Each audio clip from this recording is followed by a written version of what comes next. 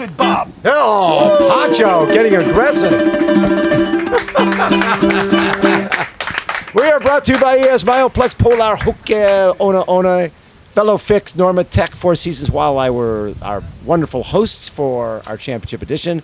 MEO Power Breather, our next guest, 2017 Ironman World Champion, Patrick Lange.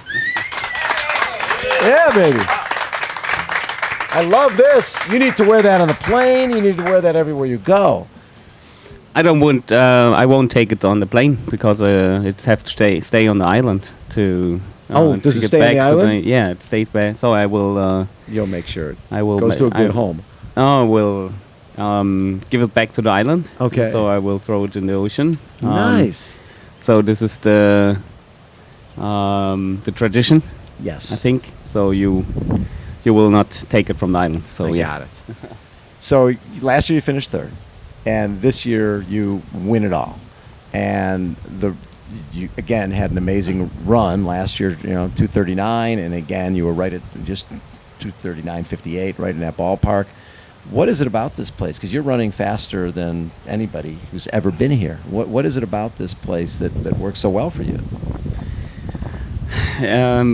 I just like the energy around, and it's you cannot compare it to any other race out there, and I'm surprised that I'm able to sustain against the heat and the humidity. So I was actually surprised that I can run that fast here. So it just felt great, and it's such a special place. I think a very special place. Yes.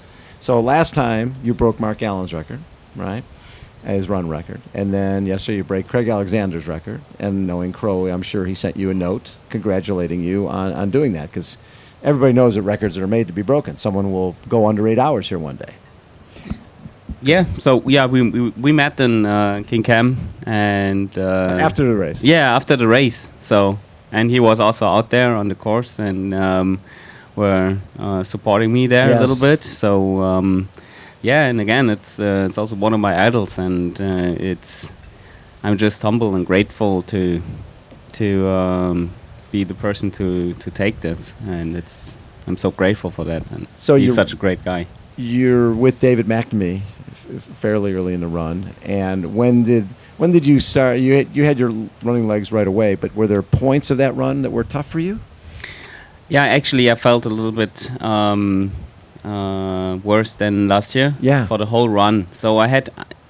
You felt worse than last year for the whole run. It was. Yeah, I'm also really surprised when I see the pictures of the run. I think, that's not so bad, but my feeling was really. Yeah. I had to fight. I really had to fight for the whole way. I had to fight on the bike. I had to fight on the run. Yes. And it was actually quite good to be followed by David. Yes. Because he was pushing me. He's a good runner. He had the fastest run here a couple years ago. Yeah, and we had so many great battles over in Europe. Is that right? Yeah, we know each other for a long time. We raced short course together. We raced ITU, French division, Bundesliga, and stuff like that. So I know that he's a good runner. So it was not so bad to have him on my heels. Yes, of course, you run faster. Yeah, you just have to stay focused, I guess. And I was actually happy about it, and he pushed me. So when you're in the energy lab and you see Sebastian and you see Lionel, when you're assessing them, what were you thinking? Actually, I was surprised that Sebastian smiled at me. And when I passed Lionel, he was just so focused, and he was fighting. Wow, he was in beast mode. He was in beast mode. Oh, he was in beast mode. I thought he's maybe the toughest guy. He is pretty tough in a duel. So. Especially when you look at your form is picture perfect, and Lionel looks like he's sort of dragging his body along with him while he's running. I mean, he's going fast. Oh yeah. But he's going fast, but his form doesn't look great. when you're running up from behind, are you looking at him going, this guy is moving, and I don't know how the heck he's moving that fast. Actually, I didn't saw him because there were the media Yes.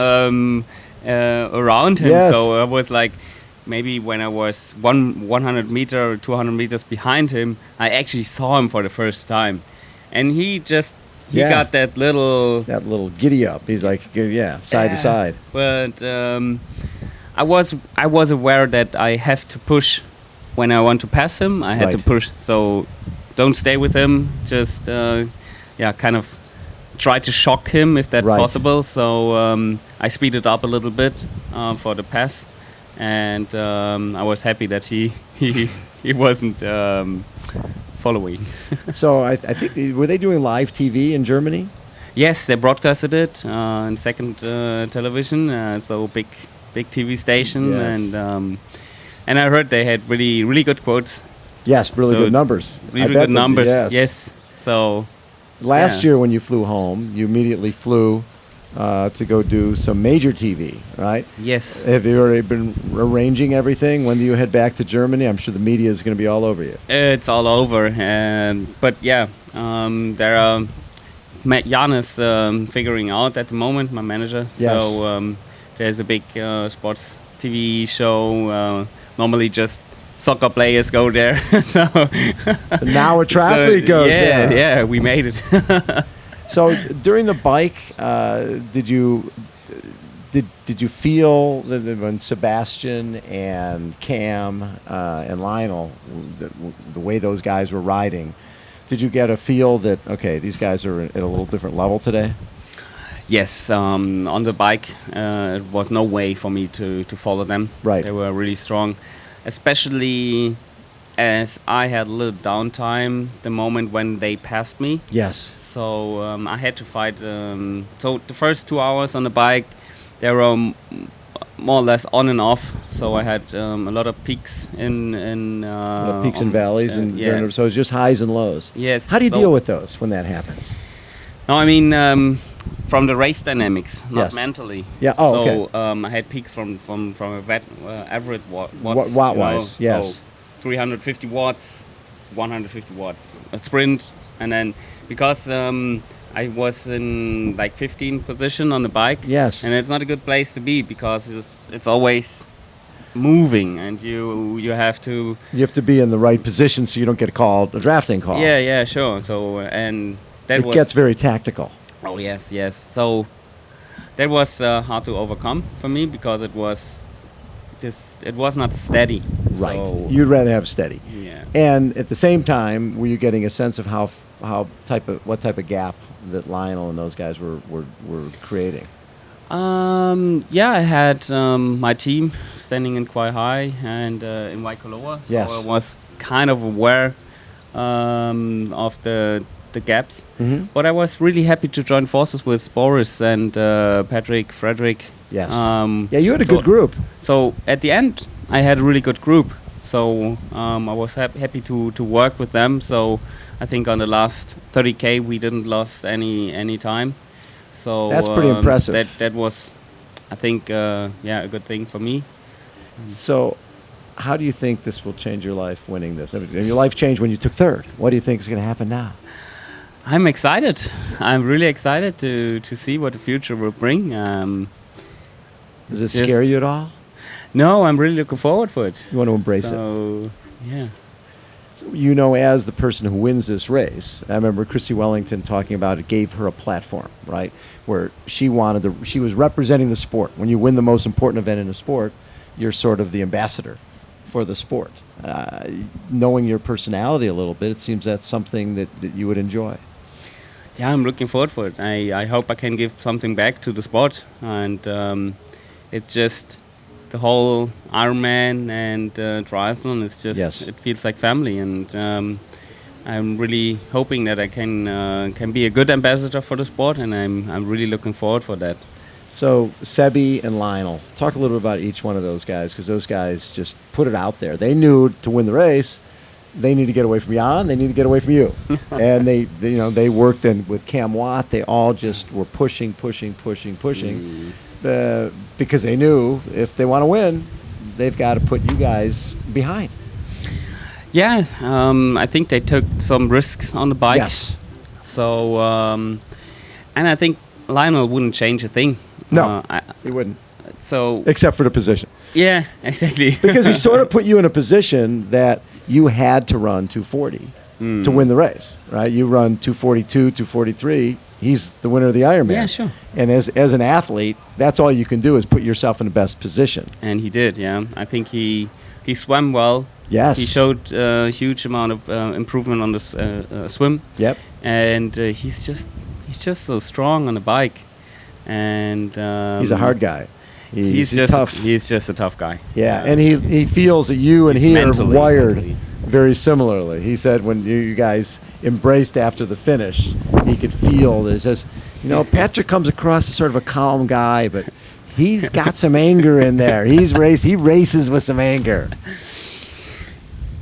Yeah, you have to channel that energy, I think. Yes. So there's the surface and there's the inside. Yes. And on the inside, I mean, everyone is on fire, and on an Ironman, it's really the most important thing to keep that fire under control. So don't overheat, like Yes. when we're talking about fire. And, Yes. hold something back, and that was also how I was actually running. So I knew that I made up time, and on the first half marathon I didn't gain so much time to Lionel, so it stayed almost the same. I think 1 minute faster or Yes. so. Yes. But I knew from last year that I made up the most time I made up in the last 10K. So I know that I'm really stable, also technically, mentally, and if I get a good run together, Yes. I can just hold the pace, and that's what gave me a little bit patience to stay relaxed and just see what happens. Is it hard to be patient? It was. Because you know what the lead is, and you can do the math and know I need to get going to catch this guy. But if you go a little too hard, you could blow up. We saw that. We've Yes. seen it before, where Andreas Raylert caught Macca, and he made the mistake of not going right by him. He sort of went side by side, which is probably the two things you do. You come up and you sit on him, No. or Don't do that. you go by. But you don't go side by side. Did you think about that before you went by Lionel? Okay, I need to go by hard. Especially the situation with Andy and Maka was a scene like everyone knows in Germany, and everyone is like, "Oh, that's so bad for Andy because he made a mistake. Yeah, Big mistake. And I think, as a German, you won't do that mistake. Right. He came up and went side by side, and he had used all that energy to catch. I think if he had sat on, he wins the race. Or if Yeah, he'd that's gone what I by, also he would have think. won the Yeah, race. yeah. So that was in your head as well. You remember that? Yeah, kind of. And I had also again really good support on the course. It was awesome to watch. I mean, beside my girlfriend, my family, Yes. there were also Crowe and of course Ferris, Camp Brown. They were really like excited, and they were helping me a lot. So that was a good energy. You're one of those guys who really likes the history of the sport. You know Mark Allen and Cam Brown and Craig Alexander and all those type of guys. When did that come into your life where you really got into sort of the history of it and felt like that was important for you to know? Or has it always been that way? No, you're getting into it, I think. And if you show the respect to the sport, you have to also look into the history and Right. see where we're coming from. And now I get more and more chances to talk to great guys. I mean, I was sitting in the Oakley house with Thomas Hellriegel and Greg Welch, and they're telling stories. I can tell. That's really you're sitting there and just listening, and it's just great to hear all that great stories from the past. And then with Ferris on my side, he also had a lot of stories to tell, which is great. Ferris told us the other day, because he used to train with you, right, before he retired. Yes. Said I trained with Patrick, and I told Patrick, yeah, you'll never win a big race. You'll never win, right? Did he tell you that? Yeah, that's what he told me. Yeah, he told me, yeah, if you are looking for a coach that will make you the Ironman World Champion, I'm the wrong guy. Really? So yeah, So he turned out to be the right guy. he is. What does he Definitely. bring to the table for you? What is it about him? Obviously, he's pretty brutally honest. It is the honesty, and it's also like just a big personality and the whole experience, especially for this race, that he can show. And there's Love it. about every little detail. All the he's details. Yeah. How about a round of applause for our 2017 Ironman World Champion, Patrick Lange. Bring us out, Pancho Man.